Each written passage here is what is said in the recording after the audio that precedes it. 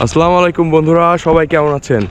আজকের ভিডিওটা একটু অন্যরকম, কারণ আমাদের এলাকাতে অনেক দিন যাবৎ একটা রাস্তায় এখনও ভাঙা অবস্থায় পড়ে আছে। সেই রাস্তাটির কাজ এখনও করেনি। প্রায় বছরখানেক এই রাস্তা থেকে বড় গাড়ির যানবাহন চলাচল একদমই নেই বললেই চলে, কারণ চললে এখানে হয়তো ঘটতে পারে অনেক বড় বিপজ্জনক।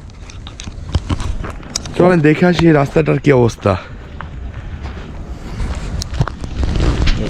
এই ব্রিজ দিয়ে প্রতিদিনই মানুষ যাতায়াত করে। স্কুলের বাচ্চা থেকে শুরু করে বয়স্ক মানুষ পর্যন্ত এই ব্রিজ দিয়ে যাতায়াত করে।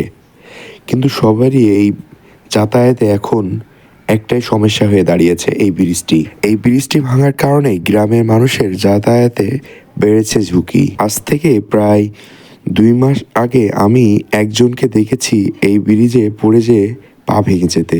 এই ব্রিজটি চুয়াডাঙ্গা জেলার কুতুবপুর ইউনিয়নে জিবনা রাজশাহীনগর গ্রামের মাঝামাঝি।